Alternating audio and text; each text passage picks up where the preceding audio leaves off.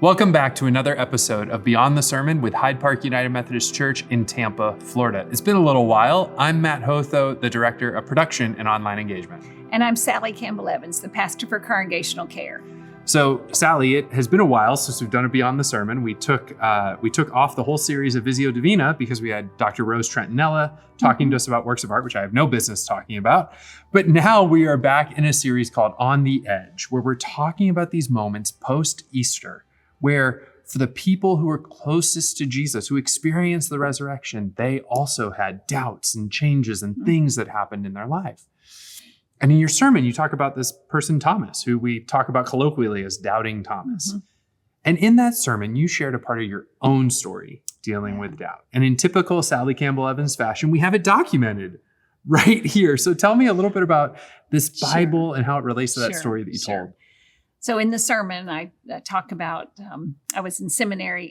I had spent the summer of 1983 in South Africa. And that was, as you can imagine, mind-blowing, eye-opening, faith-challenging.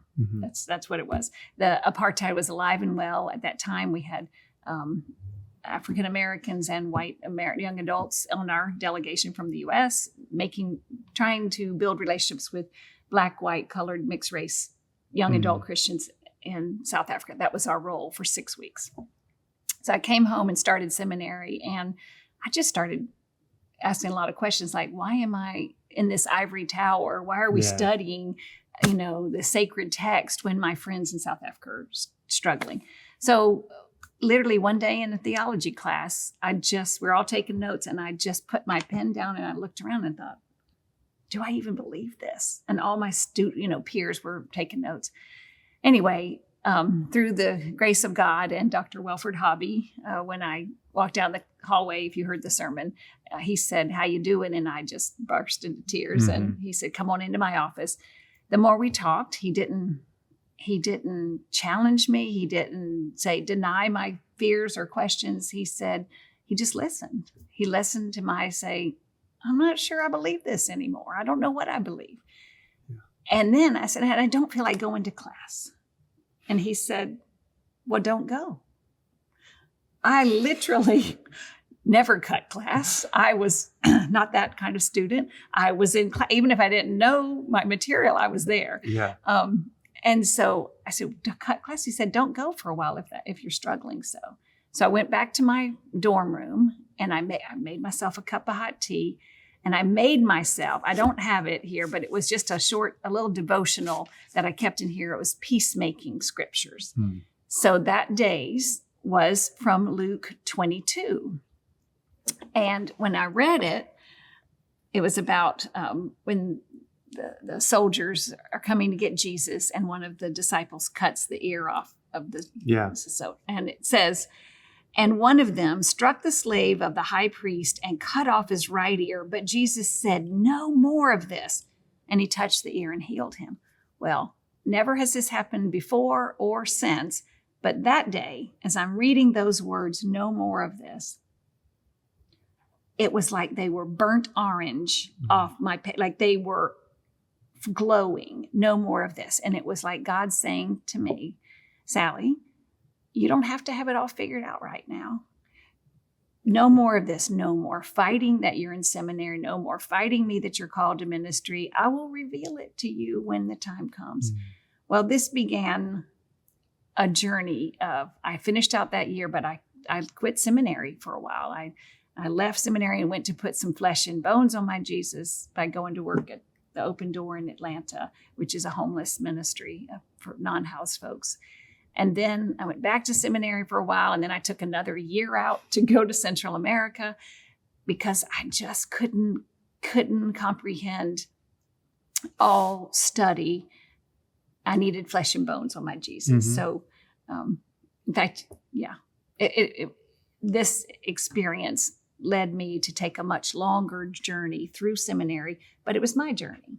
Yeah. And it helped me over time rebuild my faith. Well, and I can attest to the fact that it shaped you into who you are today as a pastor who's able to preach from lived experiences, to come with a Bible that is marked right here by this passage. It says October 1983, and it's just starred And when she says this text was burning off the page, this is not a red letter Bible. So like, No. I mean, it was burning off. It must have been burning off the page at you. It was. But I think that's really helpful, I think, to hear from someone who in 83 was having this experience. It's 2026 and you've had a life of ministry lived where you've integrated that experience into who you are today. The doubts weren't the end of the story. Not at all. The doubts were the beginning. Yeah, really helpful. I think so many of us receive the faith of our parents if we grow up in church and almost like given to us on a silver platter. This is what we believe, so this is what you believe. And I think until we, as each individual, kind of question that and own it for ourselves, that's what needs to happen. Yeah. Someone I used to listen to said, for many of us growing up, our faith was like Santa Claus. But whereas we learned about Santa Claus and rebuilt what it meant to do gift giving and to celebrate a holiday and care about people, our faith just fell apart once it wasn't real anymore. Yeah. Whereas instead, what you're describing here, what I think many of us listening, myself included, have had to work through is, what does that faith look like when it actually comes against real life? Right. And a lot of, we know that. I mean, we have questions about why God? Why is this happening to me? Why is this happening to someone I love? Why is this happening in the world? Why? This week, we've been asking a lot of questions. Yeah. Why in the world? For some reason, I was remembering a couple of years ago, we had a confirmand who'd gone through confirmation class and said, I'm not ready to make that statement. And a year or two later, went through it again and was able to stand and join the church. And I was so proud of that young man for owning their questions and sticking with it. And I think sometimes we run away. When we have a question, we just throw the whole thing out. We say, well, it must not be real. Yeah, or we sort of go so much towards certainty and away from mystery. And in today's connected world, it's easy to find people who will tell you they have all the answers.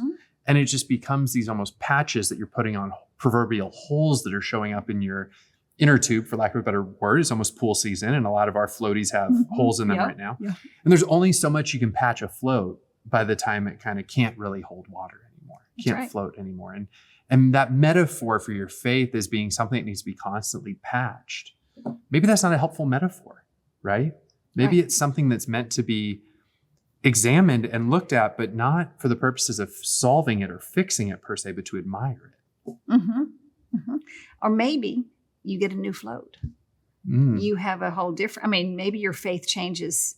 I know some people around here have shared with me their experience has changed so dramatically from when they were a child to what they believe now about God, who God is. God is not a God of condemnation, but a God of love. Yeah, that's a big change for people to make. Instead of doing these acts of service because I'm scared about hell, as compared to doing acts of service because I can do nothing else, because God's love is living in me and I want to be a part of that. That's a very different faith view. And if people have that faith, maybe that's an inner tube they need to let go of. And work on this one. And so I think for people listening then, and we're jumping kind of into some practical things, I think, based around the story of doubting Thomas. The sense that one of the ways that I think Thomas was able to do this was it was all in the context of community. Yeah. He didn't leave his brothers and the other sisters that were there in that locked room. It was 8 days before Jesus came back. He stayed in community with them. And I think that's a good model for us to say, let's not go it alone. I said this in my Easter sermon last week. Don't try to do it alone. Do it together. And I think we can, I may be struggling here, but your faith can buoy me up. That's what I learned in my time in 1983. It was Dr. Hobby who was willing to be there for you. Yeah. And my peers, I ended up going back to the chapel service at seminary. It's like, well, at least I'll make myself go. And the singing of the songs, I remember looking around and eventually one day thinking, these people are holding me up when I'm drowning here. So friends, if you're feeling like you're trying to go it alone, I would really encourage you to get involved in a community of faith that's online, if you're online with us, or here locally. Get in a small group, get in it with a group of people that can encourage you when you're down and, challenge maybe some of your wacky ideas. Yeah. Well, and I think the other thing too is, yes, challenge the wacky ideas that maybe like to challenge the things that you grew up with as a child, that maybe you're carrying into your adult faith going, I know these things don't fit together, but I've tried as many different permutations to make them try and fit together. Can someone help me find a solution here? Yeah. And to have somebody say, maybe these aren't meant to fit together and maybe you need a new framework. Yeah. And to be able to do that in the context of a small group with other Christians together, that is a place that's distinct to what we're able to do, I think. We're not afraid of doubts. We're not afraid of questions. Right. We're willing to think about hard things, think about how they connect with our complex world. Absolutely. Yeah. Yeah. So friends, if you are going through a time of doubt and you want to talk about it to someone, please reach out. Reach out to one of the staff if you want to, reach out to us. But most of all, know that God can handle your questions. God can handle your doubt because God loves you and says, peace be with you. Touch my wounds and believe. Thanks, Sally. I think that's a great way to wrap up this week's episode of Beyond the Sermon. You can find out more about our community by going to hydeparkumc.org/next steps. You can watch sermons online. You can join us for in-person or online worship, or you can join a small group as well. I'm Matt Hotho. And I'm Sally Campbell-Evans. And we'll see you next time. Bye.